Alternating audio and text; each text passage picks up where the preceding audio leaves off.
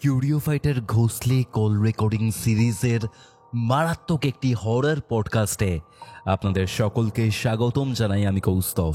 আজকে আপনারা বেহালার একটি পার্টিকুলার ফ্ল্যাটের ঘটনা শুনতে চলেছেন, যেটা বেহালার ব্লাইন্ড স্কুলের খুবই কাছে অবস্থিত। সেখানে এমন কিছু কিছু ঘটনা ঘটে যা শুনলে আপনারা শিহরিত হয়ে উঠবেন। একটা নয়, তিনটে মারাত্মক ঘটনা আজকের এই কল রেকর্ডিংয়ে থাকছে এবং আজকে আমার সাথে কলে ছিল ঋদ্ধিমান। আজকের এই এপিসোডটা আপনারা কোথা থেকে শুনছেন সেটা অবশ্যই কমেন্ট করে এখনই জানান। আজকের ঘোষলি কল রেকর্ডিংটা আপনাদের যদি ভালো লাগে অবশ্যই লাইক করে শেয়ার করে দেবেন। এবং হ্যাঁ, আমার দ্বিতীয় ইউটিউব চ্যানেল কৌস্তভ কুমারে অসাধারণ একটা পডকাস্ট এসেছে, একটা আড্ডা এসেছে। অকাল্ট সায়েন্সের একটা পার্টিকুলার টপিক, একটা পার্টিকুলার টুল, এই যে এপিসোডের কথা আমি আপনাদেরকে জানাচ্ছি সেটা আপনাদের ভাগ্য বদলে দিতে পারে। ইভেন অনেক আপদ বিপদ থেকে রক্ষাও পাবেন। অবশ্যই আজকের এই ঘোষলি কল রেকর্ডিংটা শুনে আমার দ্বিতীয় চ্যানেলের ওই পডকাস্টটা চেক আউট করবেন। আমাদের সাথে ছিলেন অ্যাস্ট্রোলজার সম্রাট চক্রবর্তী।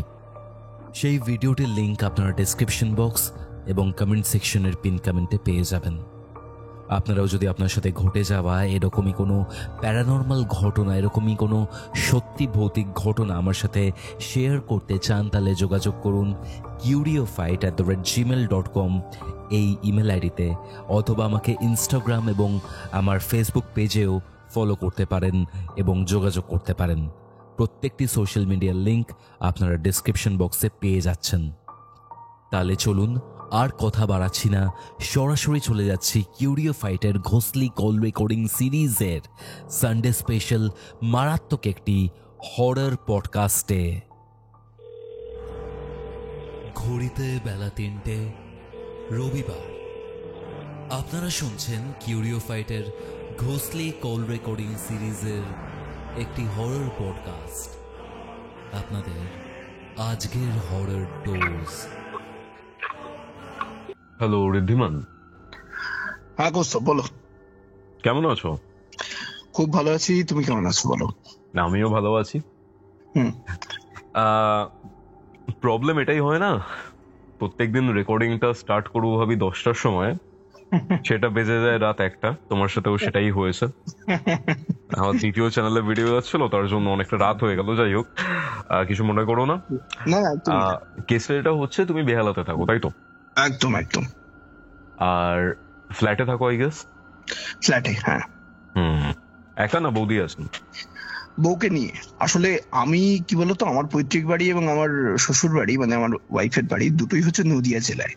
তো কর্মসূত্রে দুজনেরই আর কি কলকাতায় আসা, এবং ওর স্কুল হচ্ছে বজবজে এবং আমার অফিস হচ্ছে কলকাতায়। তো সেই সুবাদে আমরা একটা ফ্ল্যাট খুঁজছিলাম। হ্যাঁ, তো আমাদের সে অর্থে সেরকম কোনো আত্মীয় স্বজন ওখানে নেই। তো হ্যাঁ, কলকাতাতে সেরকম অর্থে কেউ নেই, আছে ছড়িয়ে ছিটিয়ে আর কি। তো হ্যাঁ, একজন প্রমোটার বন্ধুর লিডসে আমার এই ফ্ল্যাটটার খোঁজ পেয়েছিলাম। বেহালার এখানে? বেহালার কোথায় এটা?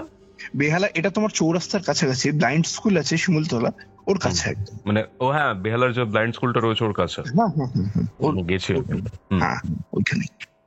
তারপর এখানে ফ্ল্যাটটা কিনলে? এখানে ফ্ল্যাটটা কিনলাম। তাও কতদিন আছো এখানে? এখানে তোমার বছর 6-7 তো আছি, বছর 6। আর এই ফ্ল্যাটটাকে নিয়ে কেস আছে একদম।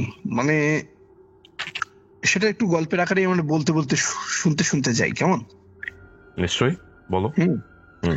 মানে তোমার চ্যানেল তো আমি ফলো করি, বা আমরা অনেকেই, তোমার এতজন সাবস্ক্রাইবার, এটা তো জানি। তোমার সঙ্গে আজকে আড্ডা মারছি মানে সেখানে কিছু একটা লৌকিকতার বাইরে একটা অদ্ভুত গল্প থাকবে। ব্যাপারটা কি বলতো, সারাদিন তো কাজ করে যাচ্ছে, সারাদিন, তারপর শিবরাত্রির ব্যাপার স্যাপার ছিল। একদম। আমি না মানে এই জাস্ট কাজ শেষ করে উঠলাম, আমি একদম মানে ওই হরর পডকাস্ট করবো, এই করবো তাই করবো সেরকম নেই। তোমার সাথে একটু আগেই আমরা আড্ডা মারলাম, একদম আড্ডার মতো ব্যাপারটাকে আমি নিতে চাইছি, ঠিক আছে?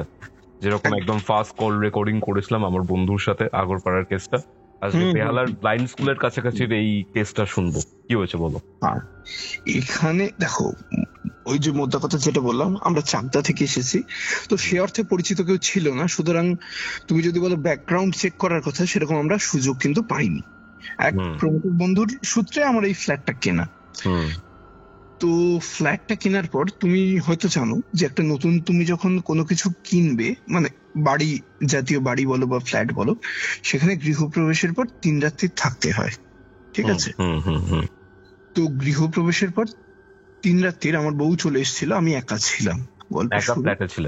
একা ফ্ল্যাটে ছিলাম, নতুন ফ্ল্যাট। এবার ধরো ওটা হচ্ছে G+3 ছিল, 3rd ফ্লোরে আমাদের ফ্ল্যাট। সেখানে মানে তখনও সবাই আসেনি, নতুন ফ্ল্যাটটা তৈরি হয়েছে সবে, মানে আমরা যখন কিনেছিলাম তখন সিঁড়ি গাঁথা চলছে। হ্যাঁ, তো তৃতীয় 3rd ফ্লোরে আমরা রয়েছি, 2nd ফ্লোর পুরো খালি, মানে খালি মানে কেনা হয়েছে, মানে এখনো তার বাসিন্দারা আসেনি আর কি। আর 1st ফ্লোরে 2টো ফ্ল্যাটে তোমার যে ওনার 2 ভাইয়ের ফ্ল্যাট, একজন তার মেয়েকে নিয়ে থাকে আর একজন তার বউ এবং ছেলেকে নিয়ে থাকে। আচ্ছা, বড় ভাই এবং ছোট ভাই। এই হচ্ছে তোমার ফ্ল্যাটের সামগ্রিক গল্পটা। তো যাই হোক, তোমার গৃহপ্রবেশ গেছে, প্রথম দিন তো খুবই খাটাখাটনি গেছে, জানোই নিজের বাড়িতে অনুষ্ঠান হলে যা হয়। গল্পটা ঘটলো, ঘটনাটা যদি মানে গল্প হিসেবে বলছি না, আমার যেটা হয়েছে আমি হুবহু তোমায় বলছি, সেটা মানে কি হয়েছে এবার সেটা বিচার করার দায়িত্ব তোমার এবং যারা শুনছেন তাদের আর কি। তো ধরো পরের দিন, এটা আমার ফ্ল্যাটের গৃহপ্রবেশ হয়েছিল 26শে জানুয়ারি। হ্যাঁ, কোন সাল? এটা হচ্ছে তোমার 2018 না 2000, হ্যাঁ 2018। তারপর হচ্ছে 26শে জানুয়ারি। হ্যাঁ, সেকেন্ড দিন, মানে 26শে জানুয়ারি হচ্ছে সেকেন্ড দিনের ব্যাপারটা বলছো? হ্যাঁ, 26শে জানুয়ারি তো হয়ে গেল। 27শে জানুয়ারি, ধরো 27শে জানুয়ারি মানে শীতের তখন শেষ, কিন্তু ফ্যান ট্যান চালাবার অবস্থায় আসেনি, একেবারে শুনশান শীতের রাত। আমি শুয়ে আছি, বুঝলে, আমাদের দুটো বড় রুম, ড্রয়িং রুম, মাঝখানে কিচেন, আমাদের 3BHK, কিন্তু আমরা বড় বড় দুটো রুম নিয়েছি, আর 3 নম্বর বেডরুমের জায়গাটা ভেঙে আমরা ড্রয়িং রুম বানিয়েছিলাম। যেটা স্পেশিয়াস হয়। হ্যাঁ, একটু যাতে স্পেশিয়াস হয়, সেটা আমাদের পক্ষেও সুবিধা, আর যারা আসবে তাদের পক্ষে, আমাদের তো খুব বেশি কেউ এসে থাকবে না, 2জন মানুষ, কি করবো বলো। তো যাই হোক, তোমার শুয়ে আছি রাত্রিবেলা, তোমার হঠাৎ করে না ঘুমটা ভেঙে গেল। আমার জেনারেলি কিন্তু খুব ঘুম ভাঙে না, আমার এক ঘুমে রাত কাবার করার লোক আমি, কিন্তু হঠাৎ করে ঘুমটা ভেঙে গেল। তোমার আমি ঘড়ি দেখলাম, ঘড়ি বলতে মোবাইল দেখলাম আর কি, দেখলাম ঠিক রাত 3:05 বাজে, ঠিক আছে, একদম 03:05। এবার যে জন্য আমার ঘুমটা ভাঙলো, আমার মনে হলো পাশের ড্রয়িং রুমে না কেউ মানে ফিস করে একটু কথা বলছে ইন দ্য সেন্স আলোচনা করছে। ধরো তুমি আর তোমার 2 বন্ধু বা বসে যদি খুব মৃদুস্বরে কথা বলো, খুব হালকা চাপা হুইসপারিং, হ্যাঁ হুইসপারিং ভয়েস, ফিস করে কথা বলছে, কিন্তু আসছে ড্রয়িং রুম থেকে, মনে হচ্ছে ড্রয়িং রুমে 2-3 জন বসে কথা বলছে, তার মধ্যে একটা হালকা একটা বাচ্চা মেয়ের গলার আওয়াজ পাচ্ছি, বাচ্চা মেয়ে। তো কিরকম, আমি ভাবছি কি বাইরে কেউ কথা বলছে, মানে হয় না অনেক সময় শীতের রাতে দেখবে বাইরে কথা বললে মনে হয় আমার ঘরে হচ্ছে। আমি তো প্রথম উঠলাম, উঠে ব্যালকনিতে গেলাম, প্রথমে ড্রয়িং রুমে গেলাম, অ্যাজ ইউজুয়াল সব ডার্ক, আমি লাইট চালাম, কেউ কোথাও নেই, থাকার কথাও নয়, হয়তো নিজে হাতে তালা দিয়েছি, করেছি, আমি তালা ফালা চেক করলাম না, সব ঠিক আছে, লকড। তারপরে ব্যালকনিতে গেলাম, কেউ কি রাস্তায় কথা বলছে? না, কিচ্ছু নেই। ইতিমধ্যে আমি যখন তোমার ড্রয়িং রুমে গেলাম তখন কথাটা বন্ধ হয়ে গেছে। আচ্ছা, আবার আমি ব্যালকনিতে এলাম, আবার মনে হচ্ছে কে যেন কথা বলছে, ফিস করে, হালকা হাসি, হালকা ইয়ে। এবার আমি না আলোটা জ্বালিনি, জানো সব হালকা রাস্তার আলো চুইয়ে আসছে, আমি সেই আলোয় গিয়েছি হালকা করে দেখতে কি হলো, কারণ আমার না তখন বিশ্বাস করো ভৌতিক বা এই জাতীয় এসব কিছু মাথায় আসেনি। স্বাভাবিক, চোরও তো আসতে পারে, কি হলো, কোথায়, বা অন্য ফ্ল্যাটের লোক এলো, অন্য ফ্ল্যাটেও কোনো ইয়ে নেই, সব বন্ধ। রাত 3টের সময় কে ফ্ল্যাটে ঢুকবে? রাত 3:05 বাজে তো কে ঢুকবে? তো তখন গিয়ে আমি দাঁড়িয়ে আছি, মানে আমি শোনার চেষ্টা করছি যেন কি বলছে, মানে কথাটা whispering, but it's not clear আমার কাছে, মানে কি কথা হচ্ছে দ্যাটস নট ক্লিয়ার। কথা হচ্ছে এটুকু বুঝতে পারছি, একটা হালকা বাচ্চার হাসি। হঠাৎ তুমি বললে বিশ্বাস করবে কৌস্তব, এখন আমার বলতে একটু সামান্য একটুখানি আতঙ্কই হচ্ছে। মানে হঠাৎ করে আমার কাঁধে না কি যেন মনে হলো ওখানটা কি একটা নিঃশ্বাস ফেলছে।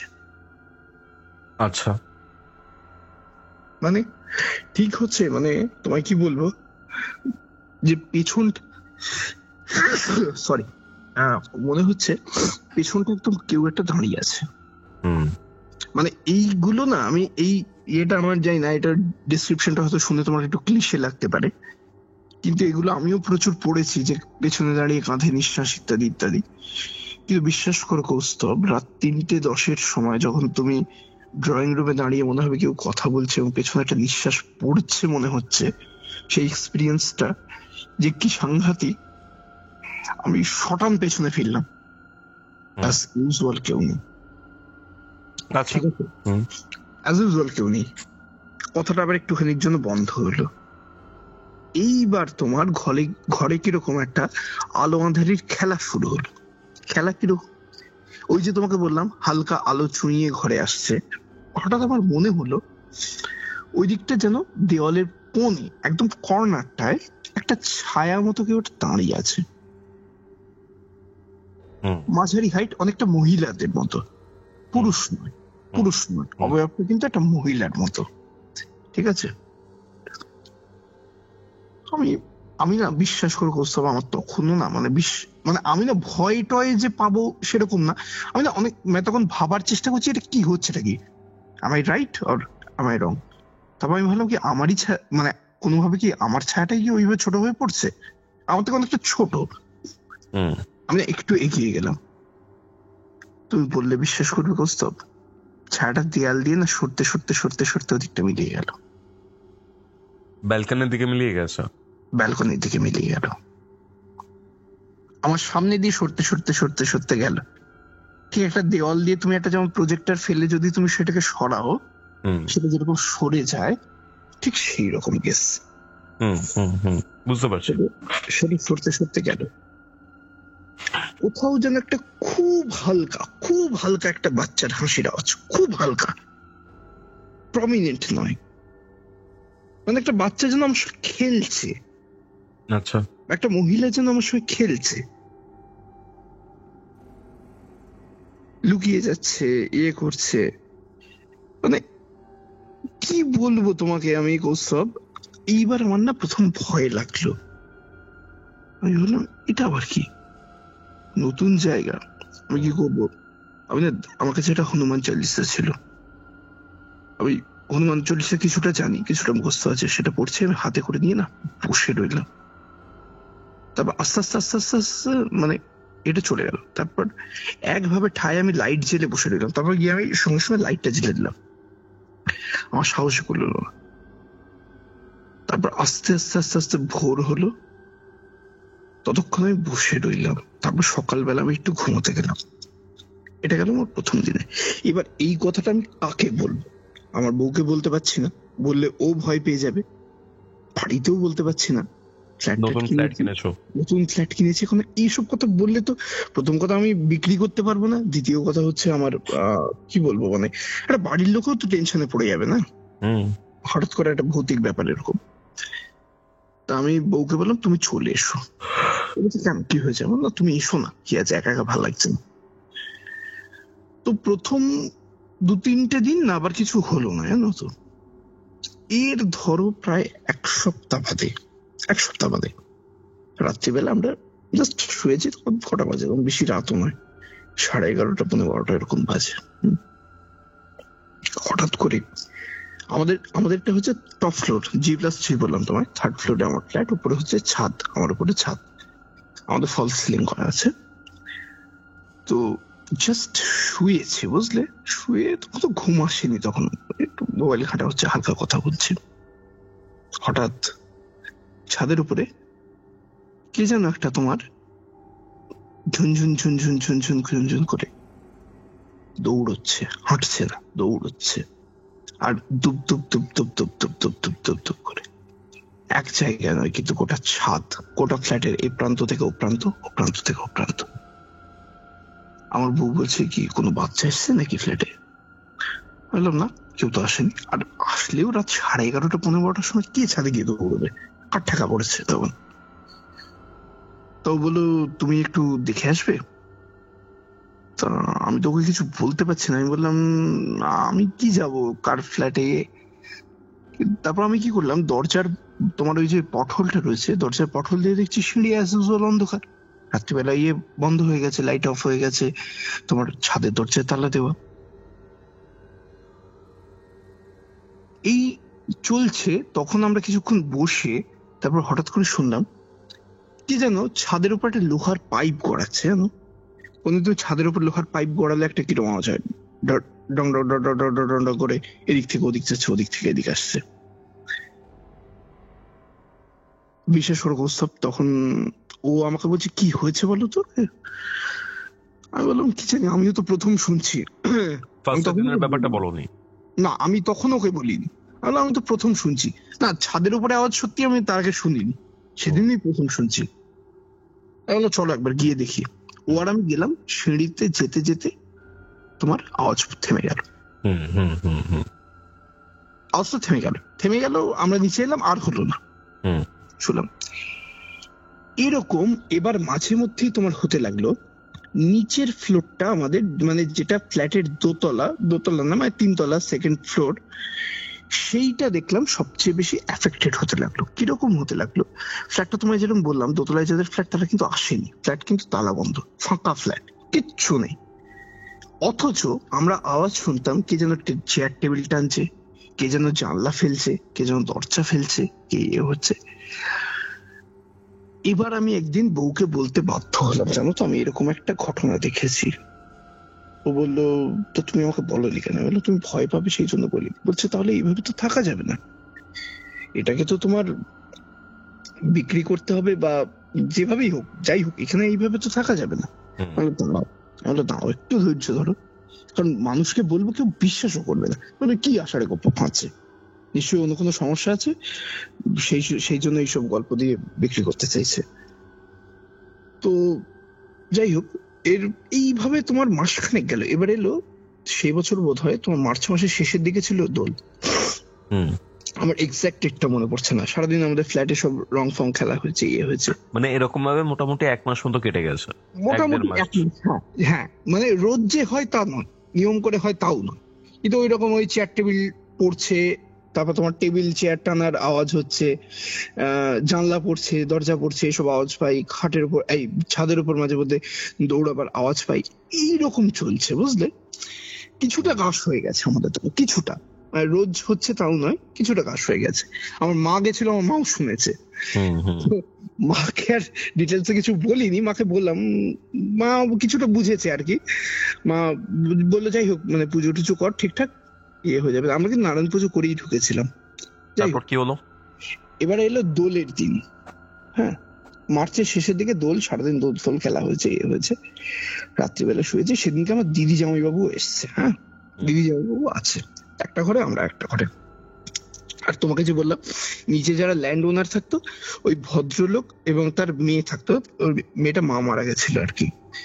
তো ওই ও বাচ্চা মেয়ে তখন এইচএস দেবে, বোধ হয় এইচএস দেবে কি 11-এ পড়ে, এরকম হবে। তো ওকে আমি বলেছিলাম, ও বলেছে যে ওরাও আওয়াজ পায় এরকম। আমি বললাম তুই যখন এরকম আওয়াজ পাবি না, তুই রাত্রিবেলা একটা ফোন করবি, আমার যত রাতি হোক আমার ফোন খোলা থাকে, অসুবিধা নেই, তুই ফোন করিস, আমি বা তোর বৌদি দুজনেই জেগে যাবো। তো কেসটা হয়েছে সেদিনকে হঠাৎ করে যেন কৌস্তব সবকিছু বাঁধ ভেঙে গেল, তাণ্ডব শুরু হলো। মনে হচ্ছে কে দ্বিতীয় তলায়, মানে কে যেন, মানে একবারে প্রচন্ড আক্রোশে সবকিছু যেন ছুঁড়ে ফেলছে, ফেলছে, দাম দাম করে আওয়াজ হচ্ছে, লাভ ঝাঁপ দৌড়, মানে কেউ যেন একটা মানে তাণ্ডব করছে একদম। সেই মুহূর্তে হঠাৎ করে মেয়েটার ফোন আসছে। ফোন তুলেছে, কি রে কি হলো, তুই কোনো আওয়াজ পাচ্ছিস? বলছে দাদা কি বলবো তোমাকে, আমরা রাতে জেগে বসে আছি, আমাদের পুরো মানে বাসন গোছানো ছিল টেবিলের উপর, সমস্ত বাসন হঠাৎ করে ছড়িয়ে ছিটিয়ে ছত্রভঙ্গ হয়ে গেল। আর উপরে এরকম আওয়াজ শুনছি, আমি আর বাবা জেগে বসে আছি। আমি বললাম ঠিক আছে, তুই একটা কাজ কর, তুই কাকুকে নিয়ে উপরে আয়, আমরা নিচে যাচ্ছি। এবার আমার দিদি জামাইবাবু উঠে এসছে, বলছি কি হচ্ছে এটা? আমি বললাম সে তো পরে বলবো না। আমি জামাইবাবুকে বললাম, দিদিকে বললাম, তুই আর আমার বউকে বললাম তোমরা দুজন এখানে বসে থাকো। আমি আর আমার জামাইবাবু নিচে নামলাম, ওইদিকে কাকু উপরে উঠে এলো। যেই সেকেন্ড ফ্লোরে গেলাম কৌস্তব, সমস্ত কিছু বন্ধ। আচ্ছা, ম্যাজিকের মতো সব বন্ধ হয়ে গেল। তারপর কি হলো? সেই রাত কেউ ঘুমোতে পারলাম না। স্বাভাবিক, এইসব হয়েছে, ঘুমাবোই কি করে? সেই রাত কেউ ঘুমোতে পারলাম না। এরপরে পরের দিন সন্ধ্যেবেলা আমার একটা কিরকম একটা মাথায় না, মানে কি ভূত চেপেছিল, আমারও মাথায় বোধহয় ভূত চেপেছিল। ছাদের বেলা ওই কাকু, ওই বোনটা, আমি, আমার বউ দাঁড়িয়ে আছি, আমার দিদিও ছিল, আমার দিদিও দাঁড়িয়ে আছে। আমরা 4-5 জন দাঁড়িয়ে গল্প করছি, কি হচ্ছে ব্যাপারটা, এরকম কি হচ্ছে। সামহাও আমার কি মনে হচ্ছিল জানো, আমার একটা সন্দেহ ছিল, ওরা তো ল্যান্ড ওনার, ওরা বোধহয় কিছু জানে। আমি জিজ্ঞেস করার চেষ্টা করছি কি হচ্ছে, তোদের কোনো আইডিয়া আছে? বলছে না, কোনো আইডিয়া নেই। সামহাও আমার কোনো কারণে মনে হচ্ছিল ওরা কিছু একটা জানে, যেটা তোমার মানে হাইড করছে। যাই হোক, আমি দাঁড়িয়ে হট করে চ্যালেঞ্জ শুনে বসলাম যে যদি আমাদের ফ্ল্যাটে ভূত থাকে আমাকে 2 মিনিটের মধ্যে প্রুফ দিক। তারপরে যেটা হলো কৌস্তব, কি বলবো তোমাকে, মানে তুমি ডাইরেক্ট এরকম বলেছো?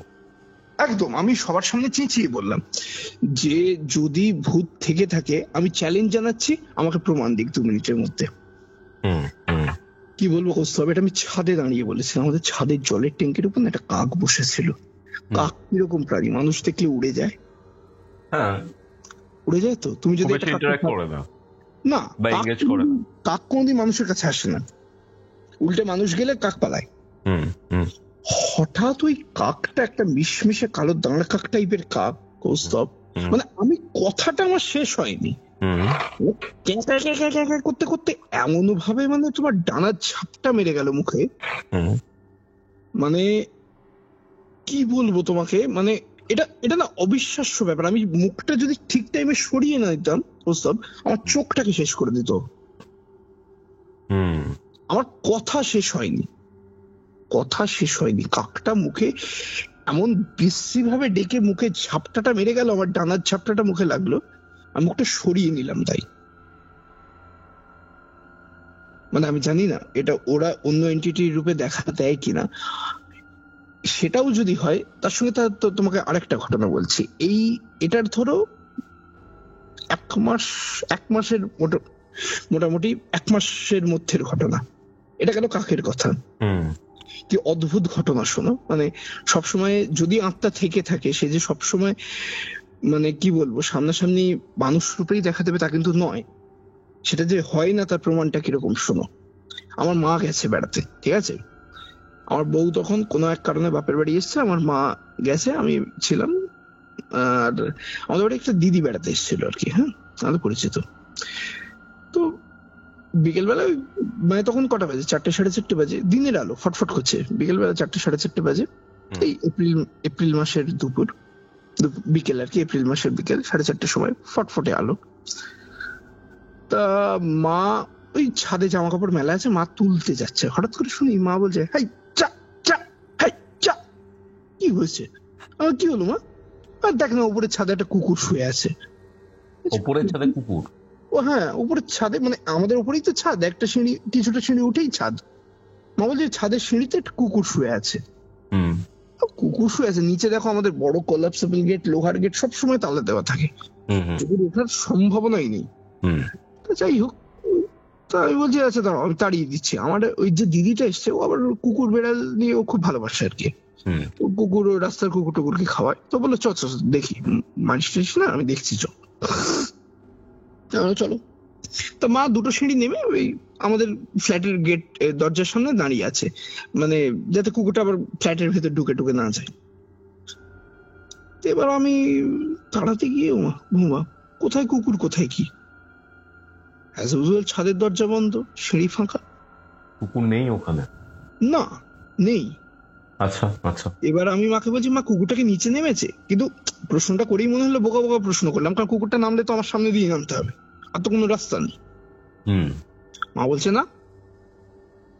আমরা ছাদের দরজা খুললাম, সব ছাদে গেলাম, তোমার ছাদ থেকে উঁকি মারলাম, সানসেট দেখলাম, সানমাইকা দেখলাম, ওখানে সেখানে দেখলাম, কোথাও কুকুরের চিহ্ন মাত্র নেই। ছাদের দরজা বন্ধ করে আমরা নিচ থেকে ঘুরে এলাম, কোথাও কুকুর নেই। এইবার আমার একটু চিন্তা হয়ে গেল, আমার দিদিটাও তো অবাক হয়ে গেছে, কি হলো রে ভাই? আমি বললাম কি জানি দিদি, আমি বুঝতে পারছি না। মাকে বলছি, মা বলছে আমি দেখলাম বলে আমি এখানে যে দাঁড়িয়েছে, আর কুকুর শুয়ে আছে ছাদের উপরে, আমি দেখলাম বলে আমাকে আবার মুখ তুলে কিরকম একটা ডাকলো, মানে সে দাঁত ইয়ে করে না, মা আবার সেই জন্য সেটা দেখে নেমে এসছে তাড়াতাড়ি। মানে খুবই প্রমিনেন্টলি মনে আছে ব্যাপারটা। হ্যাঁ, আর সামনে একটা কুকুর ধরো তোমাকে দেখে দাঁত খিঁচোচ্ছে বা একটা গড় করে একটা আওয়াজ করে, মা ভেবেছে কি জানি বা রাস্তার কুকুর, কোনো পেডিগ্রি নেই, কামড়ে ফামড়ে দিলে তখন আমাকে ডাকছে, এই যা যা করে ইয়ে করছে। আমি আবার গেলাম যে কি হয়েছে, পুরোপুরি মিলিয়ে গেল।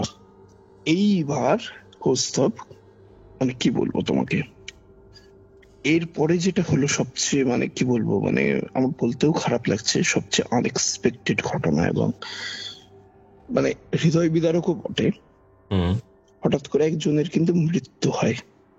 মৃত্যু হয়? মৃত্যু কার?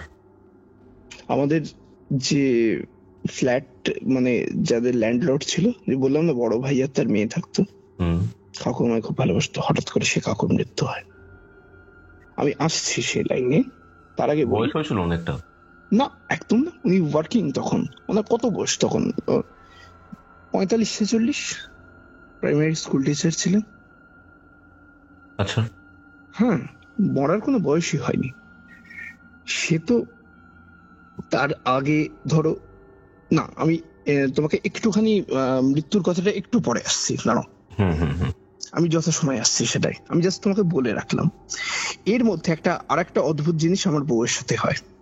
আমার বউ হঠাৎ করে একদিন বিকেল 5:30টার সময় আমাকে ফোন করছে যে তুমি শিগগিরই এসো। তখন সবে অফিস থেকে বেরিয়েছি বা বেরোবো এরকম, অফিস প্রেমিসেসেই রয়েছি আমি। আমার কি হলো? বলছে না তুমি শিগগিরই এসো। কি হলোটা কি রে বাবা? বলছে না আমার খুব ভয় করছে, তুমি শিগগির এসো। ও তাড়াতাড়ি স্কুল ছুটি হয়, প্রাইমারি স্কুল টিচার, তাড়াতাড়ি ছুটি হয়। তো আমি দ্রুত তোমার ক্যাব ফ্যাব করে আমি চলে এলাম। কি হয়েছে? বলছে আমার প্রচন্ড ভয় করছে, একটু আগে আমার সঙ্গে একটা অদ্ভুত ঘটনা ঘটে গেছে। কি হয়েছে?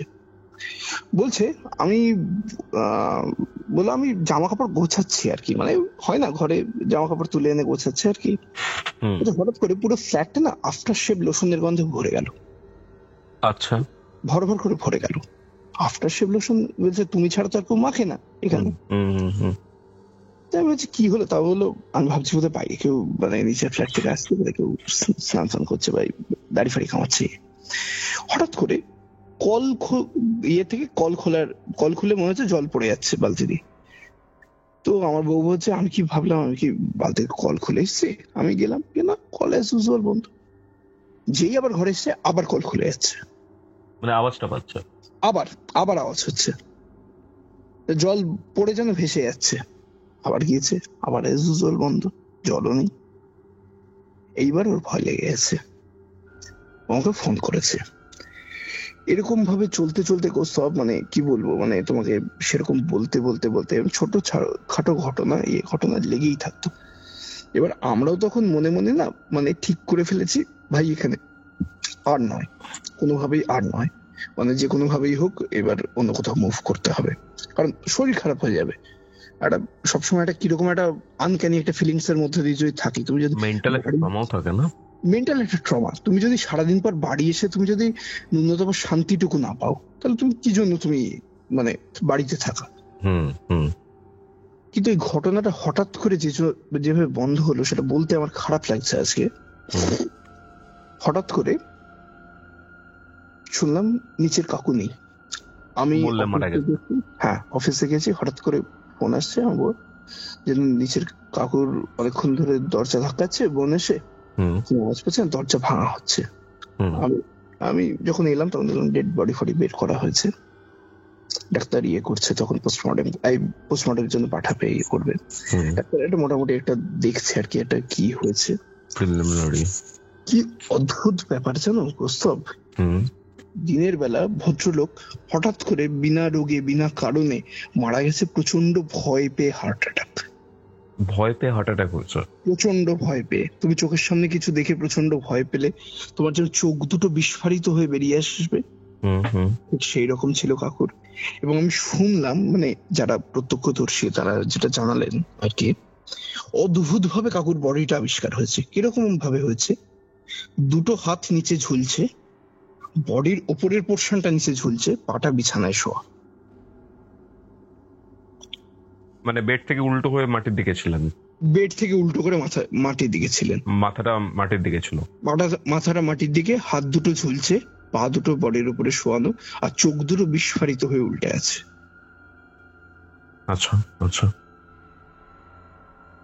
তারপর সাংঘাতিক মৃত্যু। সাংঘাতিক মৃত্যু, মানে তোমার বডিটা খুবই আনক্যানি ব্যাপারটা। আনক্যানি। এইবার তোমাকে আমি ঘটনাটায় আসি। তোমাকে আমি আগে বলেছিলাম যে আমরা ব্যাকগ্রাউন্ড চেক করতে পারিনি। হুম হুম এইবার না আমার একটা মানে কি বলবো, মানে আমার সিক্স সেন্স বলছে এটা মানে ঠিক খুব নয়, হুম সামথিং ইজ দেয়ার, ঠিক আছে। আমি এইবার যে ওই যে ছোট কাকু মানে যে থাকতো, হুম হুম ছোট কাকুকে ধরলাম, কি হয়েছে বলো তো কেসটা, হুম তোমরা এরকম আওয়াজ পাওনি? প্রথমে বলছো না ওসব কিছু হয় না, ওসব বোনের ভুল, এই তাই। ছোট কাকুর মা এসছিল, হুম ঠাকমা। আমি ঠাকমাকে বললাম, ঠাকমা কি কেস বলো তো। কেউ আমাকে বলতে চাইছে না, কিন্তু আমার মনে হচ্ছে সামথিং ইজ দেয়ার, একটা মৃত্যু ঘটে গেল বাড়িতে। আমরা আমি প্রথম দিন থেকে এরকম মানে আমি হালকা দেখেওছি, দিনের পর দিন বিভিন্ন ভাবে বিভিন্ন অভিজ্ঞতা হয়েছে। এটা তো কিছু হতে পারে না, হুম মানে সাধারণ জিনিস হতে পারে না, একজন মানুষ মারা গেল। তখন বলছে, কি বলবো তোকে, সবই আমার বড় বৌমার খেলা। বড় বৌমার খেলা? বলছে ওই যে বড় কাকু আর যে মেয়ে থাকতো, হুম অর্থাৎ বড় কাকুর যে স্ত্রী ছিল, হুম এটা তার ঘটনা। কিরকম ব্যাপার না, সে নাকি শেষ জীবনে তোমার উন্মাদ হয়ে গেছিল নার্ভের কোন রোগে। হুম এইবার তার কি সিমটমস ছিল জানো কৌস্তব, বললে তুমি অবাক হয়ে যাবে। সে মাঝরাতে হঠাৎ করে ঘুম থেকে উঠে না ছুটতে শুরু করে দিত, আচ্ছা করে। আচ্ছা কখনো গিয়ে দেওয়ালের কোণে গিয়ে লুকিয়ে থাকতো, হুম ঠিক ওরকম ধূপ ধূপ ধূপ করে দৌড়ে দৌড়ে দৌড়ে, যেই ওরা কিছু বলতে যেত দেওয়ালে গিয়ে আড়ালে গিয়ে লুকিয়ে যেত, পাগল হয়ে গেছিল। তারপরে তোমার এই রেগে গেলেই তোমার বাসন কোসন এসব ছুটতে শুরু করতো। আচ্ছা এবং সেই ঘটনাগুলোই দেখো তুমি, মানে তার মৃত্যুর পরও তাকে পেছন ছাড়েনি ও। এবং তিনি খুব বাজেভাবে সুইসাইড করেছিলেন, আত্মহত্যা করেছিলেন? আত্মহত্যা করেছিলেন গলায় দড়ি দিয়ে। কারণ সবসময় মনে হতো তাকে কেউ মারতে আসছে, কিন্তু তার বাপের বাড়ির লোকও সেদিন এসেছিল সেই বাড়িতে, লাকিলি কোনো থানা পুলিশ কেস হয়নি। এইবার যেটা সমস্যা হলো, এদের বাড়ি কিন্তু থানা পুলিশ কেস তো এমনিতেই হবে, তুমি বলছো হয়নি, বাট প্রিলিমিনারি তো হবেই। হয়নি ইন দ্য সেন্স, মানে ওরা কোনো মানে বাপের বাড়ির তরফ থেকে কেউ কোনো অভিযোগ দায়ের করেনি, কারণ তারা জানে ওটা সুইসাইড, মানে তোমার না, খুব বিশ্রীভাবে সে মারা যায়। এইবার এদের বাড়িটা কিন্তু খুব একটা পুরনো ছিল না বিক্রি করে দেওয়ার মতো, একটা পোর্শন কিছুটা পুরনো হলো, বাকি পোর্শনটা নতুন ছিল। কিন্তু মারা যাওয়ার পর থেকে এরা একটা জিনিস ফিল করতে থাকে হঠাৎ করে। সন্ধ্যের পর থেকে এদের দোতলা বাড়ি ছিল, ঠিক আছে, দোতলায় এই বড় কাকিমা থাকতো এবং বড় কাকিমা দোতলার ঘরে সুইসাইড করেছিল। পুরো দোতলাটাতেই না থাকলে না মনে হতো কি যেন আর যেন তোমার গা গুলো ভারী হয়ে যাচ্ছে, মানে কেউ মনে হচ্ছে গায়ে যেন তোমার চেপে আছে, না একটা প্রেজেন্স ফিল হচ্ছে, একটা প্রেজেন্স ফিল হচ্ছে, ওই রকম একটা ওদের যেন মনে হতো কে দৌড়ে বেড়াচ্ছে। তো ওরা তখন ডিসাইড করে আমরা যদি বাড়িটা প্রমোটারকে চুপচাপ কিছু না বলে বিক্রি করি, ফ্ল্যাট করি, হয়তো আমরাও ফ্ল্যাট পাবো এবং হয়তো জিনিসটা থেকে অব্যাহতি পাওয়া যাবে। নতুন করে তৈরি করলে, নতুন করে ওই জন্য প্রমোটারকে দিয়ে দেওয়া হয়। কিন্তু সেটা যে থামেনি সেটা বলাই বাহুল্য। এবং তোমার কি বলবো, কাকুর হয়তো কাকুকে নিয়ে যেতে এসেছিল কিনা আমরা জানি না, নিয়ে গিয়ে তারপর বেশ কিছুদিনের জন্য সেটা থেকে আমরা অব্যাহতি পেলাম, কিন্তু সেটা একটা প্রাণের বিনিময় এবং আমাদের প্রত্যেকের বিভিন্ন দিনের বিভিন্ন ভয়ের ঘটনার পরে সেটা কিন্তু মানে উনি মোটামুটি মারা যাওয়ার পর এই যে হন্টিংস গুলো ছিল সেগুলো স্টপ হয়ে যায়? উনি মারা যাওয়ার পর মোটামুটি একদম স্টপ হয়ে যায়, কিন্তু কিন্তু কৌস্তব এখানে একটা টুইস্ট আছে। প্রায় বছর চারেক পর আবার মাস 3-4 আগে আমরা ছাদের সেম আওয়াজ পেতে শুরু করেছি। মানে তুমি এখন ওই ফ্ল্যাটেই আছো? এখনো ওই ফ্ল্যাটেই আছি, ওই ফ্ল্যাট থেকেই কিন্তু আমি রেকর্ডিং করছি, তোমার সাথে কথা বলছি। মাস 4-5 আগে আবার আমরা আওয়াজ পেতে শুরু করেছি। আমরা এইটা ভেবে আতঙ্কে আছি এবার। মানে এটা কি কন্টিনিউয়াস বেসিসে হচ্ছে? এটা কন্টিনিউয়াস বেসিসে না, এবার কিন্তু হচ্ছে বহুদিন গ্যাপে গ্যাপে। অন্য কিছু তো হতে পারে। না, অন্য কিছু হবে না, এই জন্য অন্য কিছু হবে না। রাত 12:30টার সময় তোমার ছাদে কাঠ দৌড়ানোর দায় পড়েছে এবং ছাদ পালা দেবে। দেখো, কুকুর বিড়ালও যদি হয় তাহলে সেটার তো একটা ডিফারেন্স বুঝতেই পারবে। কুকুর বেড়াল যদি আমি ধরেও নিলাম, 4তলা ফ্ল্যাটের ছাদে যদি ধরেও নিলাম তোমার কথায় কুকুর উঠলো কোনোভাবে, নেক্সট টু ইম্পসিবল। বিড়াল তো ছেড়েই দাও, বিড়াল হাঁটলে তুমি পাশ দিয়ে হাঁটলেও তুমি আওয়াজ পাবে না, ঠিক আছে? ছাদে দুপ দুপ দুপ দুপ করে দৌড়ে বেড়ানোর আওয়াজ, বিড়াল তো ছেড়ে দাও, কুকুরের পক্ষেও সম্ভব না। সবচেয়ে বড় কথা, কুকুর ওঠাও সম্ভব না। আর কুকুরের দৌড় আর একটা মানুষের দৌড় জিনিসটা কিন্তু এক নয়। আমরা এইটা ভেবে আতঙ্কে আছি কৌস্তব, বিশেষত আমি। এবার কার পালা? এবার কি আবার কি কারোর প্রাণ যাবে?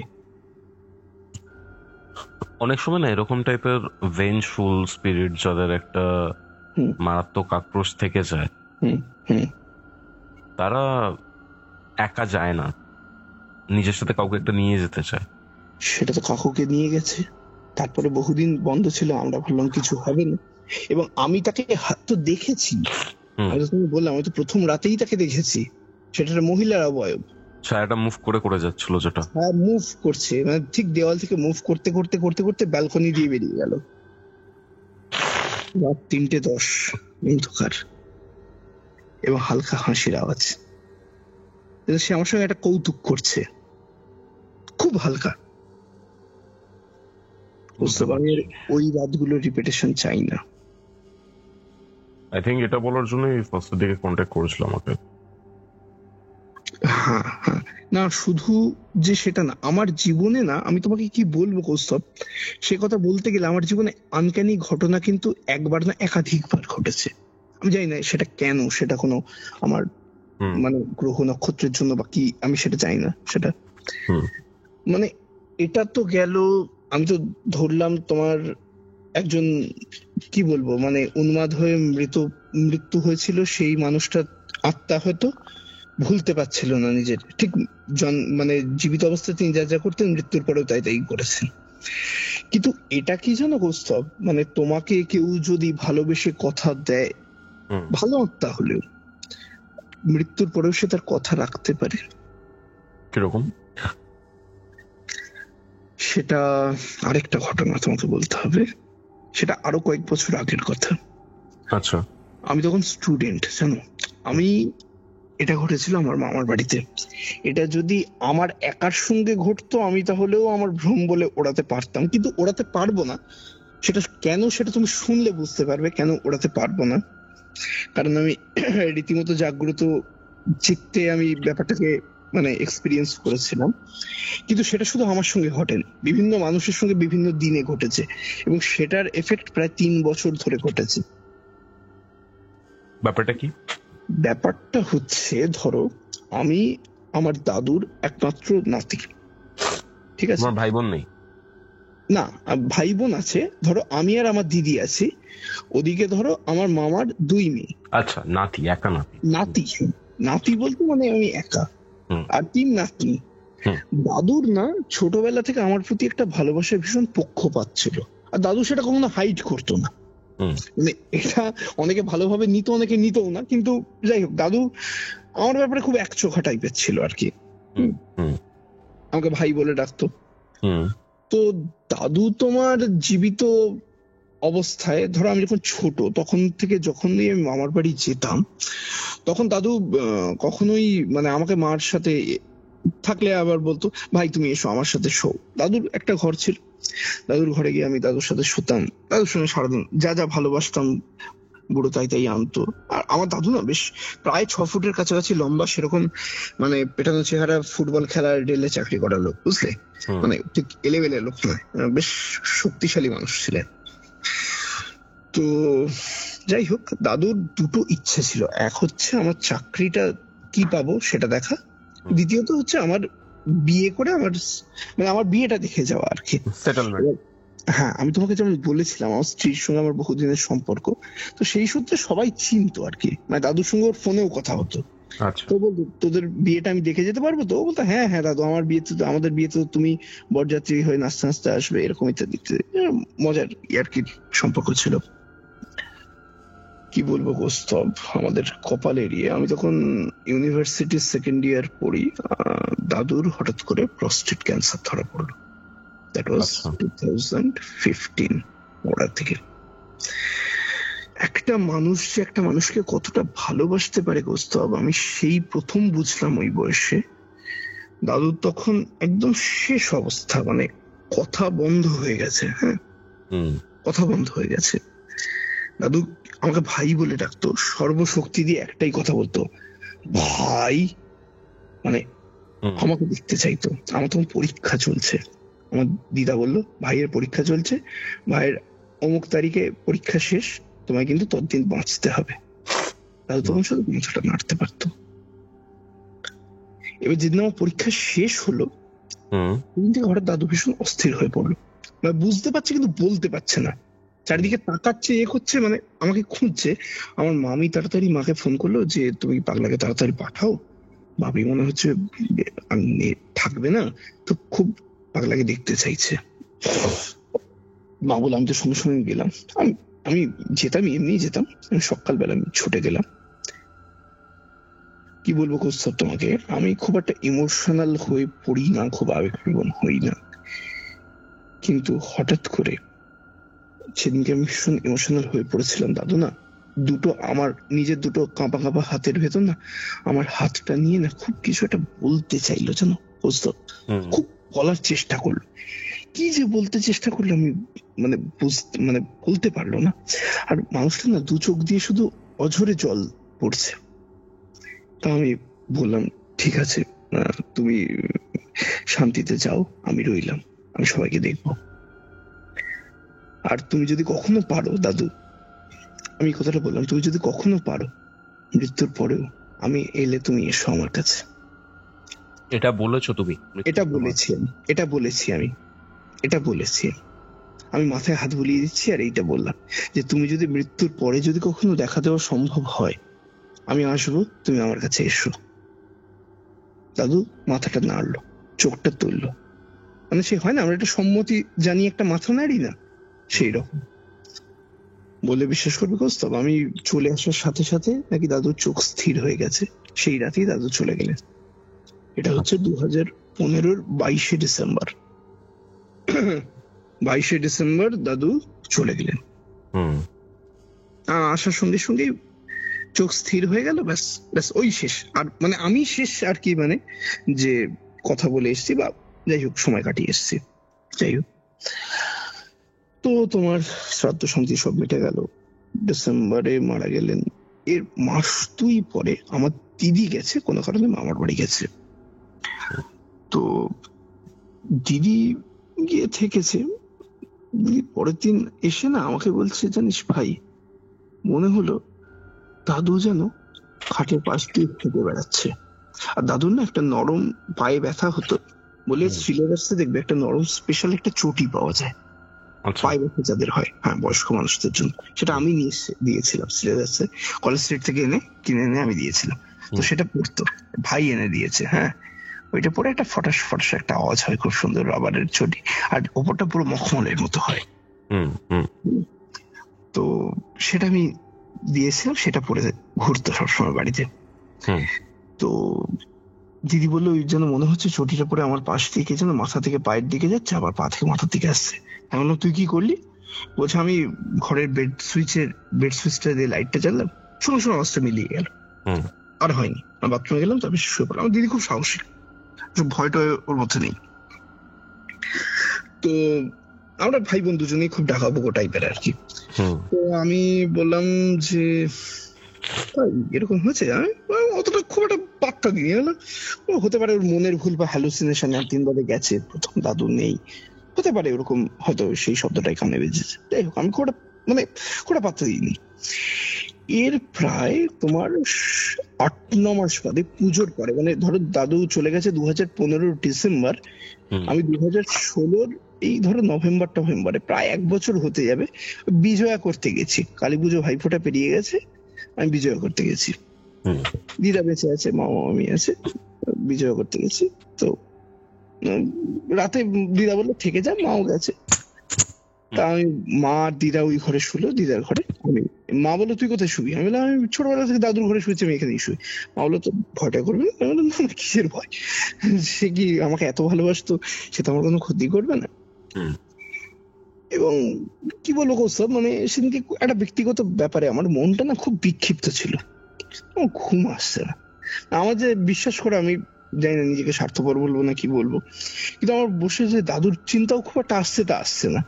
আমি সারাদিন বিভিন্ন কাউস গেছে, আমি সেসবই মাথায় ঘুরছে আর কি, ঘুমটা আসছে না।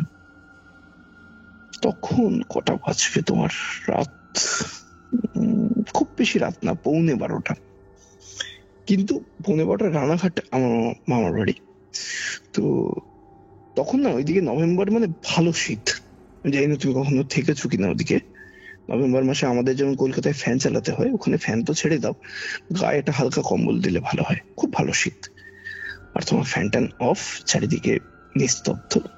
আর মামার বাড়ি হচ্ছে তোমার দোতলা বাড়ি, 1 তলায় দাদুর ঘর, পাশের দিদার ঘর, ওপরে মামারা থাকে। চারিদিকে বিরাট তোমার কম্পাউন্ড দেওয়া পাঁচিল, এবং তোমার ওই ধরো সন বাঁধানো চারিদিকে উঠোন।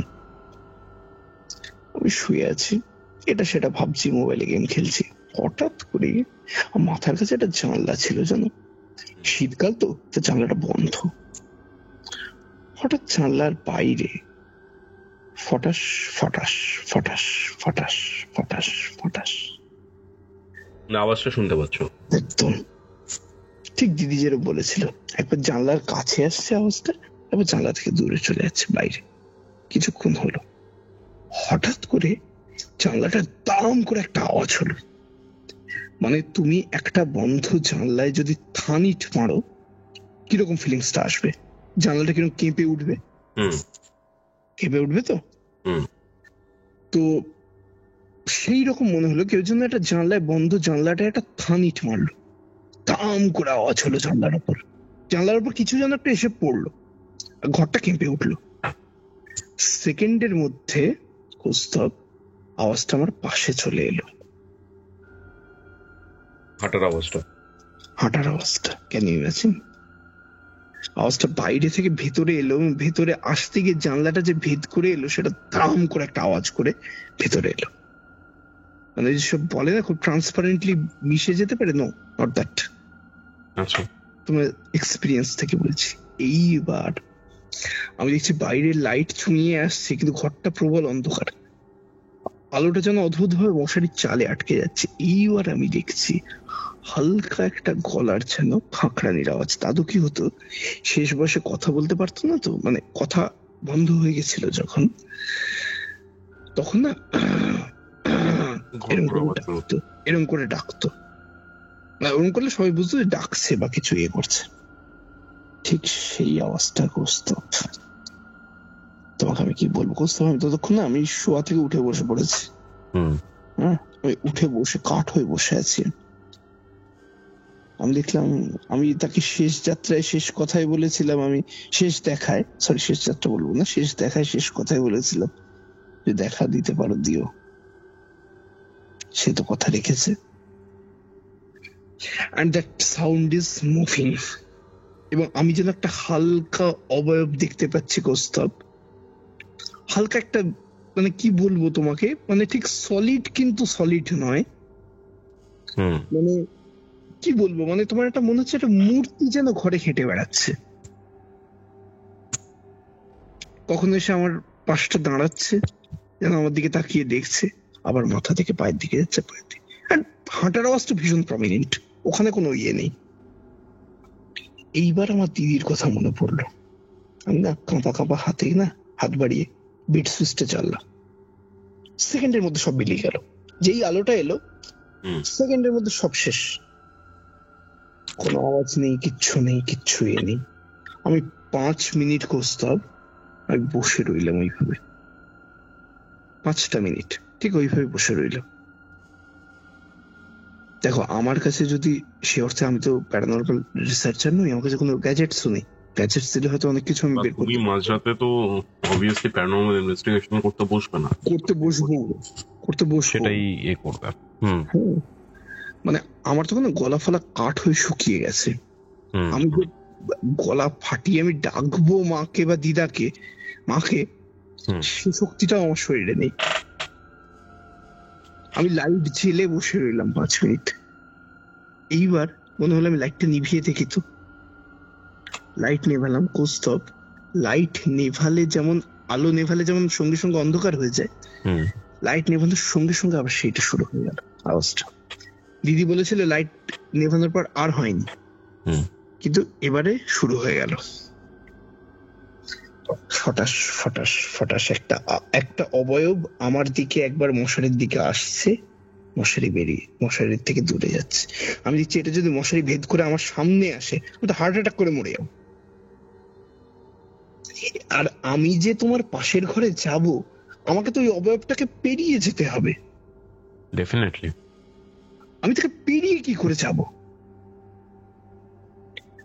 কি বলবো কৌস্তব, নিজের সঙ্গে নিজের লড়াই চলছে। একবার ভাবছি দাদু তো আমার ক্ষতি করতে পারে না, দ্বিতীয়বার ভাবছি ভাই ক্ষতি যদি নাও করতে পারে, একজন কি বলবো মানে পরলোকগত মানুষের সঙ্গে বা মৃত ব্যক্তির সঙ্গে সান্নিধ্যটা খুব একটা সুখকর নয়। সে তোমার যত ভালোবাসার মানুষই হোক, আমরা জীবিত অবস্থায় যাকে যতই ভালোবাসি না কেন, মৃত্যুর পরে সে যদি তার অবস্থান তোমাকে বোঝায়, সে যদি তার উপস্থিতি তোমায় বোঝায়, সেটা তোমার কাছে খুব একটা সুখকর হবে না। আমি জানি না তোমার সেরকম এক্সপিরিয়েন্স হয়েছে কিনা, কিন্তু সেটা খুব একটা হবে না সুখকর।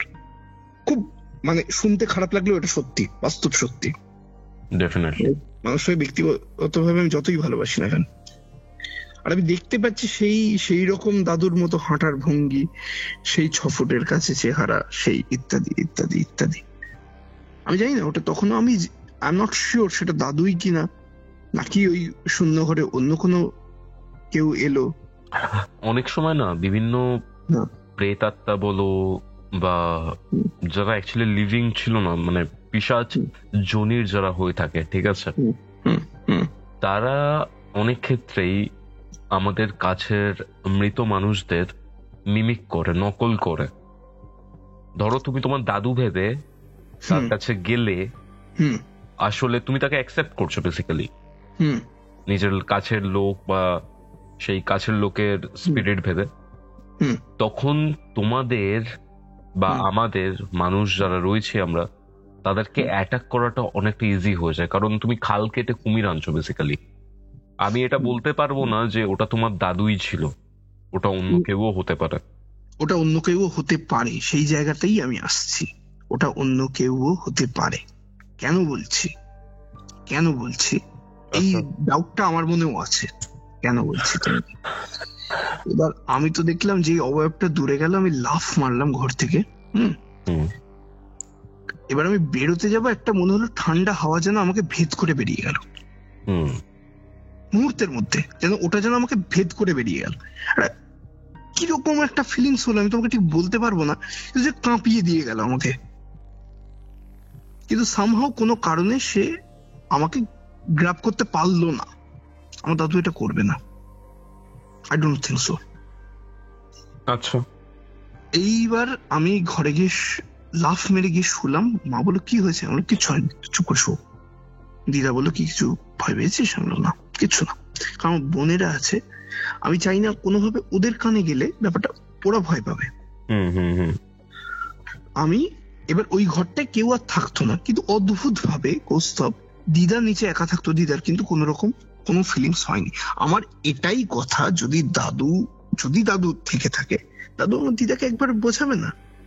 আমি দিদাকে বিভিন্ন সময় বলতাম তুমি কিছু মানে এক্সপিরিয়েন্স করেছো দিদাবতা, না? কিন্তু সেটা যে ঘর ছেড়ে যায়নি সেই আত্মাটা, তার প্রমাণে আমি আসি। শোন, এর 2 বছর বাদে আমার বিয়ের দিন আসে, ঠিক আছে? বছর 2 বাদে। তো যাই হোক, আমার বিয়ের দিন সকালে আমার মামাতো বোন এসে বলছে, ভাই, মানে বোন না, আমার দিদি আর কি, ওর থেকে 1 মাসের মতো বড় আর কি, মানে আমাকে ভাই বলেই ডাকে, আমি ওর নাম ধরে ডাকি, অদ্ভুত একটা কম্বিনেশন আমাদের। তো আমাকে বলছে, ভাই জানিস কাল রাতে আমরা কেউ ঘুমোতে পারিনি। কি হলো? বলছে, না, দাদা ভাইয়ের ঘরে কালকে রাতে আমি শুয়েছিলাম, আমার একটুখানি এক্সামের পড়া ছিল, তারপর সকাল সকাল আসবো বলে সব গোছানো গাছানো ছিল উপরে। মা আর বোন একটা ঘরে শুয়েছে, বাবা এক ঘরে, আমি এসে শুয়েছিলাম। তো আমি বলছি যে, আচ্ছা শুয়েছিলি তো কি হয়েছে? বলছে, না রে, আমরা বিভিন্ন সময় বিভিন্ন জন না একজনকে দেখেছি বা অনুভব করেছি বা ইয়ে হয়েছে, সেজন্য আমরা কেউ ঘুমোতে পারি। কি হয়েছে কেসটা? আমার মামা একা শুয়েছিল উপরের ঘরে, মামা হঠাৎ করে ঘুম ভেঙে দেখে, মানে হঠাৎ করে ঘুমটা ভেঙেছে, দেখে সামনে একজন দাঁড়িয়ে আছে। মামা যে ধরফর করে উঠে বসেছে, সে আস্তে আস্তে বন্ধ দরজা দিয়ে বেরিয়ে গেছে। আমার মামার আবার খুব চোরের ম্যানিয়া, হ্যাঁ, মামা হয়েছে চোর এসছে। মামা উঠে মুড়ো মুড়ো দেখে, তল্লাশি করে, সিঁড়ির তলা দেখে, ইয়ে দেখে, কোথাও কেউ নেই, ঘুমা। এইবার ও তখন নিচে গিয়ে পড়ছিল। ও বলছে, মানে রাত 1:30-2 বাজে, বলছে হঠাৎ করে ঘরটা না কিরকম একটা ওষুধের গন্ধে ভরে গেল, একটা বিকট উৎকট ওষুধের গন্ধ, ওষুধের গন্ধে যেন ঘরটা পুরো একদম ভরে গেল। তা ও বলছে, আমি ভাবছি এখানে হঠাৎ করে ওষুধের গন্ধে ভরে গেল কেন? তারপর বলছে, হঠাৎ করে আমি লাইট অফ করে শুয়েছি, মনে হচ্ছে না পাশ দিয়ে যেন দাদা ভাই হাঁটছে, গলায় একটা কিরকম যেন অদ্ভুত আওয়াজ। মানে শুধু তোমরা না, আরো অনেকে। আমি বলছি, তাহলে তোদেরকে বলিনি? শোন, এই এক্সপিরিয়েন্স আমার 2 বছর আগে হয়েছে। তো বলছে, দাদা ভাই তো খুব তোর বিয়ে দেখতে চাই, তো তাহলে কি দাদা ভাই ফিরে এসছে? বলছে, দেখ, দাদা ভাই যদি ফিরে আসে তো সে ওইভাবে বোঝাবে কেন? এই তুমি যে কথাটা বললে না, এই ডাউটটা আমার ছিল। আমার অতটা ক্লিয়ার ধারণা নেই। যে আমার কথা হচ্ছে যে, দাদু যদি আসে, দাদু আমাদেরকে খুব ভালোবাসে, যাই হোক ভয় দেখাবার চেষ্টা করবে না, কিন্তু এই আত্মাটা না মানে একটু অন্যরকম, মানে দাদুর গেট আপে এলেও ঠিক যেন কোথাও দাদু নয়, ক্যারেক্টারিস্টিক্স বলছে সেটা নয়। আমার দাদু ভীষণ ভীষণ লাইভলি মানুষ, ভীষণ সবাইকে ভালোবাসতেন, লোকজন নিয়ে হই হই করে থাকতে ভালোবাসতেন। এইবার মামা কি করলো, গয়া গিয়ে দাদুর নামে পিণ্ড দিয়ে এলো। বাট নো, মাঝে মধ্যেই এবার ঘরে আওয়াজ শোনা যেতে লাগলো। মানে আমাদের একটা ধারণা আছে পিণ্ড দিলে মুক্তি হয়। এবার আমার একটা প্রশ্ন, কৌস্তব, দাদুর আত্মার যদি পিণ্ড দিলে মুক্তি, মানে দাদুর নামে যদি পিণ্ডই দেওয়া হয়, তাহলে এই আত্মাটা কি এত মুক্তি হয়নি? মাঝে মধ্যে এরকম হাঁটার আওয়াজ পাওয়া যাচ্ছে, মানে গয়া গিয়ে পিণ্ড দিলেই যে সবসময় সবকিছু থেকে ইয়ে হয় তা নয়। এবং অদ্ভুত ব্যাপার, মামা পিণ্ড কিন্তু মামাকে 3 বারে দিতে হয়েছে, 2 বার কোনো অদ্ভুত কারণে মামার হাত থেকে পড়ে গেছে, বাধা পেয়েছে। বাট এটাও ঠিক যে পিণ্ডদান হয়ে গেলে কিন্তু আত্মার মুক্তি ঘটে যায়, মাইথোলজিক্যাল ব্যাপার যদি আমি দেখি। কিন্তু সেটা ঘটেনি। তাহলে কি আমি ধরে নেবো দাদুর আত্মা ছিল না? এক্স্যাক্টলি, আমি সেই পয়েন্টে আসতে চাইছিলাম। হতে পারে, হতে পারে কেন বলছি, এবং এই যে তুমি বললে না পিশাচজনই হতে পারে, এই জন্য বলছি কারণ মামা যখন দেখলো যে পিণ্ড দিয়ে মুক্তি হচ্ছে না এবং সমস্যাগুলো উত্তরোত্তর বাড়ছে, এবং 2টো মেয়ে আছে বাড়িতে, বুঝতেই পারছো এটা আতঙ্ক সবসময় কাজ করে। মামা না দরগায় গেল, মুসলিমদের যে দরগা আছে, মুসলমানদের যে দরগায় গিয়ে কিসব মন্ত্র না লিখিয়ে আনলো। ওরা শুনে বলল যে এটা ঠিক সাধারণ মানুষের আত্মা মনে হচ্ছে না আমাদের, কারণ সাধারণ মানুষের আত্মা হলে প্রথম কথা এত বছর ধরে সে একটা জিনিসের পেছনে হন্ট করবে না, আর দ্বিতীয়ত হচ্ছে তোমার ওই তুমি যেটা বললে আর কি, যে পিণ্ডদান করলে তার মুক্তি হয়ে যাওয়া উচিত, হুম সো এটা খুব একটা সাধারণ কিছু নয়। তো তারা কি করলো, কিছু মন্ত্রপুত কাগজ না লিখে দিল, কিছু কাগজে মন্ত্র লিখে দিল, মন্ত্র না দোয়া বলে। দোয়া, যাই হোক আর কি, মানে হুম সেটা আমি ঠিক জানি না। এখনো সেগুলো সব আটকানো আছে দেওয়ালে, আমার বাড়ির দেওয়ালে, ওই ঘরটায়, পার্টিকুলার ওই ঘরটায়, আর কোথাও না। ওই ঘরটাতে যত অসুবিধা। হ্যাঁ, এখন দাদু যখন মারা যাবে তার আগেও আমি শুনেছি দাদু না ওর চারিদিকে থেকে না, মানে কথা বন্ধ হয়ে গেছে, আতঙ্কে শিউরে শিউরে উঠতো। আচ্ছা। বলতে পারবো না কেন, কারণ তার তখন বলার ক্ষমতা চলে গেছে। আর আমাকে হাত ধরে একটা জিনিস, অনেক কথা, একটা কথা মানে খুব বলতে চেষ্টা করলো। এখন ওই যে বললাম, কি বলতে চেষ্টা করলো আমি জানি না। হুম তো যাই হোক, এই মন্ত্রগুলো আটকাবার পরে হুম তো এখন মানে মোটামুটি স্টেবল কি ব্যাপার? এখন মোটামুটি সেটা স্টেবল হলো। এবং এই কয়েক মাস আগে আমি তোমাকে বলছি, আমার মামার এক বন্ধু, মানে আমার মামা রেলেও চাকরি করতো, জাস্ট রিটায়ার করলো। হুম আমার এক বন্ধু, বন্ধু ঠিক বলবো না, মানে সিনিয়র কলিগ বলতে পারো, মানে তিনিও না এইসব, মানে তিনিও রেলের খুব বড় পদে ছিলেন। আমার মামা ইস্টার্ন রেলের খুব বড় পদে ছিলেন, কাঁচাপাড়ায় চাকরি করতেন। তো মামারই সিনিয়র একজন কলিগ এসে, মানে সে কোনদিন কিন্তু আমার মামার বাড়ি আসেনি, হুম হঠাৎ করে মানে ঘরটায় ঢুকতে গিয়ে, জাস্ট এই কদিন আগে মামি বলছিল কথাটা, আমি রিসেন্ট শুনলাম আর কি, ঘরটায় ঢুকতে গিয়ে তিনি শুধু বললেন, এই ঘরে কি কেউ, কোনো বয়স্ক মানুষ খুব কষ্ট পেয়ে মারা গেছেন? বলে হ্যাঁ, আমাদের বাপি। বললেন তারপরে তিনি ছাড়াও কি ঘরে কেউ থাকতেন?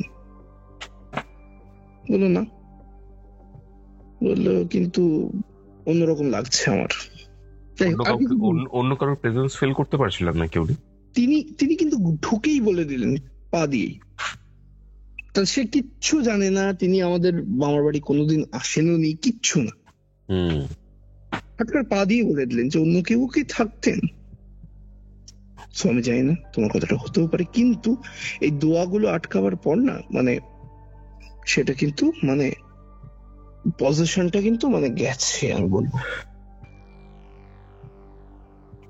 যায়নি, কিন্তু ব্যাপারটা কি আছে, হ্যাঁ সাপ্রেসড আছে, এরা এরকম ভাবে যায় না, এরকম যায় না। হতে পারে গো, হতে পারে। কারণ তারপরেই না একের পর এক না, এক জনের একের পর এক অসুস্থতা। আমার সত্যি কথা বলছি, মানে হঠাৎ করে কিরকম অদ্ভুত ব্যাপার কয়েকদিন আগে, এই তুমি ঠিকই বলেছো, যায় না। কেন বলছি এটা, আমি আমি এইভাবে কোনদিন ভেবে দেখিনি। হট করে না, আমার মামার বাড়িতে প্রচুর গাছপালা আছে, মানে গাছপালা ইন দ্য সেন্স গোলাপ গাছ, বিভিন্ন রকমের ফুল গাছ। হঠাৎ করে না সব ফুল গাছ একদিনে মরে গেছে, সিঙ্গেল ডেতে হয়েছে এটা, মোটামুটি 1-2 দিনের মধ্যে সব মারা গেছে, শুকিয়ে গেছে। আচ্ছা, কোনো সার ফার দেওয়ার জন্য হয়েছিল ওরকম কি? হ্যাঁ হ্যাঁ, কি বলছো? কোনো সার ফার দেওয়ার জন্য না হয়েছিল? না না না না, কোনো সার ফার কিচ্ছু না, জাস্ট জল দেওয়া হতো। বহু বছর ধরে আমার বাড়িতে গাছ রয়েছে, আজকে নাকি, বিভিন্ন মানে বহুদিন ধরে পাতাবাহার গাছ, গোলাপ গাছ, বিভিন্ন রকমের শখের গাছের শখ আমার মামা ওই দুজনের। তুমি একটা কথা বলছিলে, আমরা যখন রেকর্ডিং স্টার্ট করবো তার আগে যখন আমরা আড্ডা মারছিলাম, তখন তোমার থেকেই জানতে পেরেছি যে তোমাদের ওই যে জায়গাটা মামার বাড়ি, যদি খুব ভুল না করি, জায়গাটা খুব একটা ভালো না, কারণ ওখানে একজন ব্রাহ্মণের মৃত্যু হয়েছিল বা এরকম টাইপের কিছু ব্যাপার আছে। হ্যাঁ ঠিক, ব্রাহ্মণের তো মৃত্যু হয়েছিল, সেটা মামার বাড়ির ক্ষেত্রে কতটা প্রম যায় না, কিন্তু আমাদের বাড়ি, সেটা পুরনো বাড়ির কথা বলেছে, মানে বাবার বাড়ির কথা বলছো? আমাদের, হ্যাঁ আমাদের পুরনো বাড়ি, আমাদের যে পৈতৃক বাড়ি, আমার বাড়ি চাকদায় বললাম, আমাদের পুরনো বাড়ি আগে ছিল গঙ্গার ধারে, আমাদের সেই বিশাল 1 বিঘে জমির উপর জমিদার বাড়ি। আমি তোমার ছবিটা পাঠাবো হোয়াটসঅ্যাপে, তুমি দেখলে বুঝতে পারবে, বিশাল জমিদার বাড়ি টাইপের আমাদের বাড়ি ছিল। সেইখানে বিভিন্ন, শুধু যে ব্রাহ্মণ নয়, সব এই গল্পে গল্পে দেখো, একটা গল্প থেকে একটা গল্প চলে আসে কিরকম ভাবে। আমার মানে কি বলবো, আমার বাবার ঠাকমা মারা যাওয়ার পরে তার শ্রাদ্ধ কাজের আগে তাকে দেখে আমার বাবারই মেজ জেঠিমা, মানে আমার পিসির মা আর কি, আমার মেজ ঠাকমা বলতে পারো, তাকে সামনাসামনি দেখে। আর ব্রাহ্মণের ঘটনা, ওরে বাবারে, একজন মারা অব্দি গেছে জানো। হ্যাঁ, তো ওই কেসটা কি হয়েছিল? ওই কেসটা হচ্ছে কৌস্তব, আমার বাড়ির, এটা হচ্ছে আমার পৈতৃক বাড়ির, কিন্তু এটা আমি শুনেছি আমার ঠাকুরদা প্রত্যক্ষদর্শী, এবং আমার পিসি পিসি আমার বাবা সবাই প্রত্যক্ষদর্শী আর কি এই ঘটনাটার। হুম হ্যাঁ, মানে সেই ঘটনাটা শুনলে আমি জানি না তোমার কেমন লাগবে, আমার বাবাও প্রায় ঘটনাটা বলেন আর কি, ঠাকুরদা বলতেন। তো ব্যাপারটা প্রায় তোমার বছর 50 আগের কথা, বুঝলে।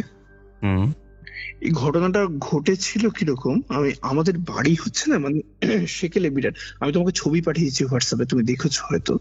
হুম। গঙ্গার ধারে সেকেলে বাড়ি, আমাদের বিশাল বাড়ি, 1 বিঘে জমির উপর বাড়ি শুধু। হুম, বললো তো, তারপর? বাড়ি, 3টে পুকুর, মন্দির, এলাহি ব্যাপার ছিল আর কি।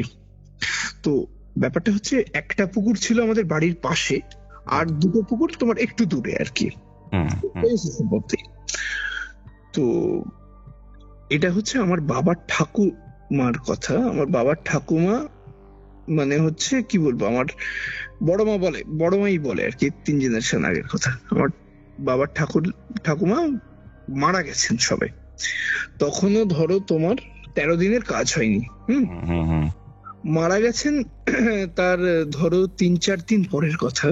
হুম ভোরবেলা আমার মেজ ঠাকুমা, মানে আমার ঠাকুমার যে মেজো যা আর কি, আমার পিসির মা আর কি, আমার যে পিসির সময় বর্তমানে আছে বেশ, পিসির মা, বাবার হচ্ছে মেজের জেঠিমা, ফুল তুলতে গেছে সকালবেলা।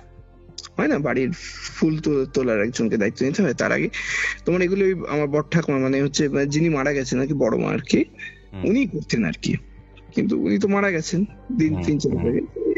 মেজ ঠাকুমা ফুল তুলতে গেছে, ভোরবেলা দেখছে একজন সাদা শাড়ি পরে একজন বয়স্ক মানুষ ফুল তুলছে। মানে যত ফুল তুলতে যাচ্ছে সে দেখছে সমস্ত গাছের ফুল, মানে এই ফুল তুলছে, ওই ফুল তুলছে, এই করছে, এ করছে। বলছে, এই কে তুমি, এত ফুল তুলে নিয়ে যাচ্ছ, আমাদের জন্য কিছু তো রাখো। না, সে কথা কামই করছে না, সাদা শাড়ি পরে সে ফুল তুলছে, জবা ফুল তুলছে, এ তুলছে। বাগানের পাশে আমাদের ওই বললাম বাড়ির লাগোয়া পুকুরটা, পুকুরের পাশে লাল শান বাঁধানো, তখনকার দিনে সিমেন্টের বসার জায়গা হতো, বেঞ্চি মতো করা থাকতো, দেখেছো কিনা জানি না, দেখেছো কখনো? দেখেছি। পুকুরের দুধারে হতো। হ্যাঁ, এবার সে ফুল সমস্ত আঁজলায় নিয়ে গিয়ে পুকুরের ধারে বেঞ্চিটায় বসেছে। তো আমার মেজ জেঠিমা একটু বেশ খেপে গেছে, বেঞ্চিটির জেঠিমা না, সরি, বাবার মেজ জেঠিমা, মেজ ঠাকুমা বেশ খেপে গেছে। বলছে যে, এই তুমি সব ফুল তুলে নিয়ে যাচ্ছ, আমাদের বাড়ির ফুল ইয়ে করবে না, আমাদের বাড়ির ফুল আমরা পাবো না, তুমি তুলে নিয়ে যাচ্ছ, কে তুমি, কোথেকে গেছো, কোন দেখিনি তো। কি বলবো কৌস্তব, তারপরের ঘটনাটা যা ঘটেছে, যেটা শুনেছি আর কি বাবার মুখে,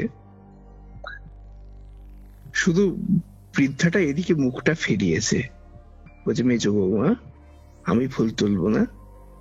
দেখছে বড় মা বসে আছে, সেই মৃত্যুর আগের সময়ের সেরকম, মানে সেই কপালে শেষ চন্দন দিয়ে সাজানো সেই শেষ যাত্রায় যেরকম হয় না, সেই অবস্থায় বসে মুখটা ফিরিয়ে এরকম বলছে, মেজো বৌমা আমি ফুল তুলবো না। ওই দেখে ওরে বাবা গো বলে আমার মেজ ঠাকুমা দৌড়তে দৌড়তে এসে বাড়িতে এসে অজ্ঞান। আচ্ছা, বাড়িতে তো হুলস্থুল পড়ে গেছে, কি হয়েছে কি হয়েছে, না শাশুড়ি মা ওখানে দেখলাম আমি মাত্র, কেউ গিয়ে আর দেখতে পেল না। বলছে, আমি শেষ যাত্রায় ঠিক যেরকম আমরা সাজিয়ে নিয়ে গেছিলাম ঠিক সেই সাজে সেইভাবে বসে আছে। আর এটা আমাদের বাড়ির যে, মানে ও তোমাকে যেটা বলছিলাম, এটা যে আমাদের বাড়ির একমাত্র ঘটনা তা নয়, কিন্তু আমাদের ওই পাড়ায় একজন ব্রাহ্মণ ছিলেন। হ্যাঁ, ব্রাহ্মণ, ওই তোমাকে বললাম না আমাদের বাড়ির যে লাগোয়া মন্দির ছিল, সেখানে শিব এবং গণেশ জননী, এখনো আমাদের বাড়িতে তারাই পূজিত হন, শ্বেত পাথরে শিব এবং গণেশ জননী আছে বড়। তো সেখানে সে পুজো করতেন ব্রাহ্মণ। তো সেই ব্রাহ্মণ কোনো একটা কারণে সুইসাইড করেন, কেন যে করেন সেটা অভাবের তাড়নায় হোক না কি হোক সেটা জানা যায়নি। সুইসাইড করেন বলতে গলায় দড়ি দেন, আত্মহত্যা করেন, গলায় দড়ি দিয়ে আত্মহত্যা করেন, কিন্তু মানে কারণটা জানা যায় না, খুব সম্ভবত অভাবের তাড়নায়, কারণ মানুষটা 3 কুলে কেউ ছিল না, ঠিক আছে, পুজো আচ্ছা করে ওইভাবে দিন চলতো। এইবার সে তো গেল, মারা গেলেন। হঠাৎ করে আমাদের বাড়ির ঠাকুর ঘরে রাত্রিবেলা হঠাৎ করে ঘন্টা কাঁসর সব বাজতো, হুম হুম হুম এই ঘটনাটা হঠাৎ করে শুরু হলো, ঘন্টা কাসর বাজতে লাগলো। পাড়ার সবাই জানে, মোটামুটি পাড়ার সবাই জানে, বরং আমরা দেরিতে জেনেছি। আমাদের বাড়িতে এরকম মাঝে মধ্যে বলতে আসতো যে না আপনাদের বাড়িতে এরকম, কিন্তু ওই আমার তো মন্দিরটা ছিল বাড়ির বাইরে, জানো তো, আচ্ছা যে হ্যাঁ, যে মন্দিরে এরকম শোনা যায় রাত্রিবেলা ঘন্টা কাসর বাজে, কে যায়? তো বলছে কে যাবে মাঝরাতে, আবার কে যাবে ওখানে? বলছে না এরকম শোনা যায়। এইবার প্রথম এটা প্রত্যক্ষ করে আমাদের ওখানে দুলাল বলে একজন ছিল, জানো, খুব সাহসী ছিলেন ভদ্রলোক।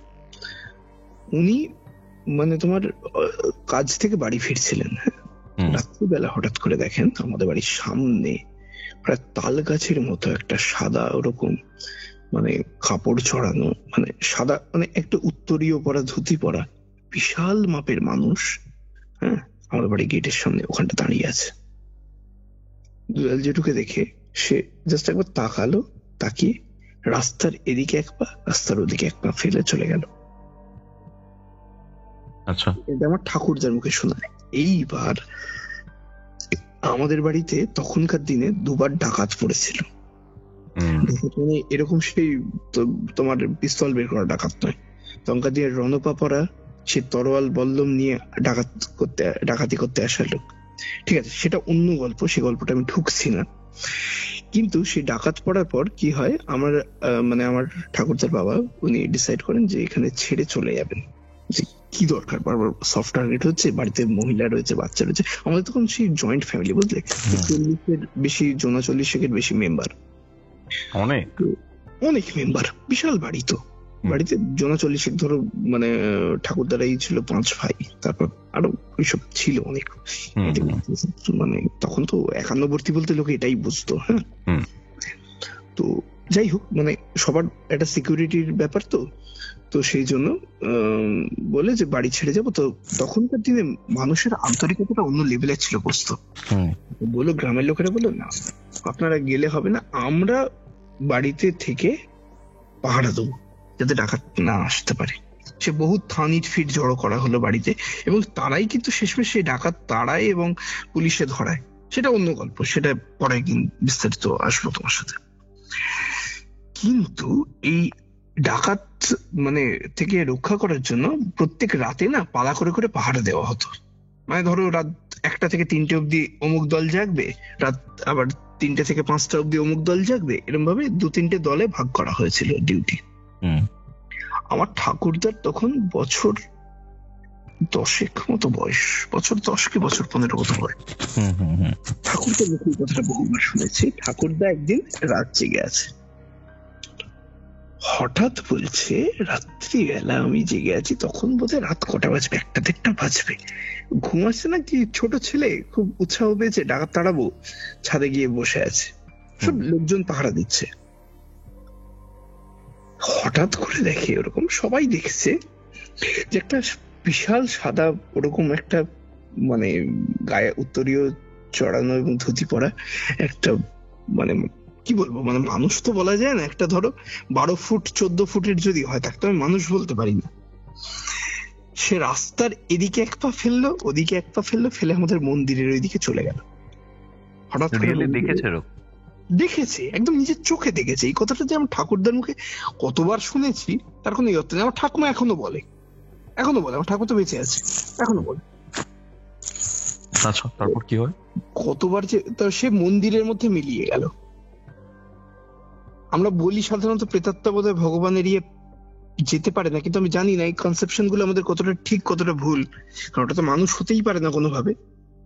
এবং হঠাৎ করে ঘন্টা কাঁসর সব আমাদের ঠাকুর ঘরে বাজতে শুরু করলো। এটা ঠাকুর তো নিজের চোখে দেখা। আর একজন প্রত্যক্ষদর্শীর গল্প, ঠিক সেম ঘটনার। আমি এটা আমার সামনে বসে তিনি বলেছিলেন। আমাদের ফ্যামিলি ফিজিশিয়ান ছিলেন, বহু পুরনো, এটা আমাদের ফ্যামিলি ফিজিশিয়ান আর কি। তখনকার দিনে মানে উনি বলছেন, আমার বাবা হঠাৎ করে খুব একদিন অসুস্থ হয়ে পড়ে, তো উনি সারা রাত এসে জেগে বসেছিলেন আর কি। তখন বললেন তোমাদের পুরনো বাড়ির গল্প শুনেছো? আমি তখন কত বয়স, আমার 6-7 বছর বয়স। আমাকে বলছে তুমি গল্পগুলো জানো? আমি বললাম হ্যাঁ, আমি ঠাকুরদার কাছে শুনেছি। বলছে সে তোমাদের বাড়ির ওখানে একটা মানে অপদেবতা থাকতেন আর কি, বিশাল শরীর, বিশাল চেহারা। আমি বললাম তাই? বলছে হ্যাঁ। বলছে তুমি কি জানো সেটা দেখে আমাদের দলের 2 বন্ধু মারা গেছিল। মানে কিরকম- মারা গেছে মানে? সেটাই তো আতঙ্কে।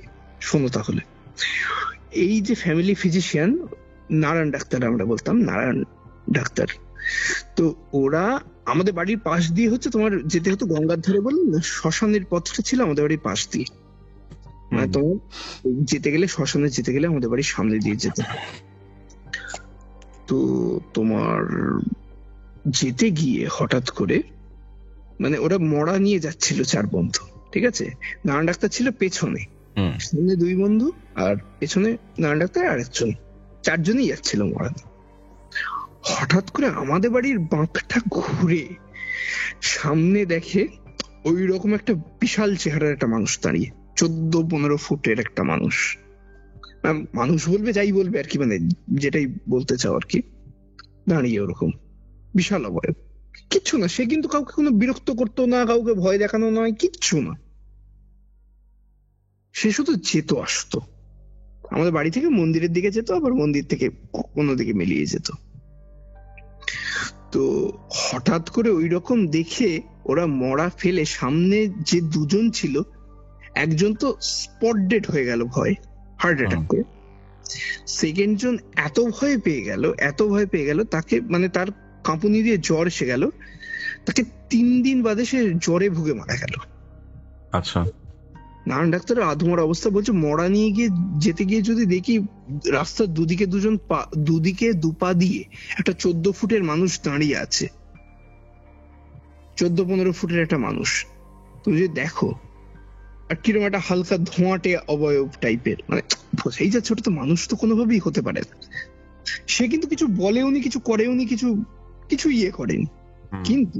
কিন্তু তুমি যদি ভাবো তুমি আজকে মরা নিয়ে যাচ্ছ মাঝরাতে, তুমি দেখলে তোমার সামনে একটা 14-15 ফুটের লোক রাস্তার দুদিকে 2 পা দিয়ে দাঁড়িয়ে আছে, তোমার কেমন লাগবে? বুঝতে পারছি। সেম জিনিসটাই ওদের হয়েছিল।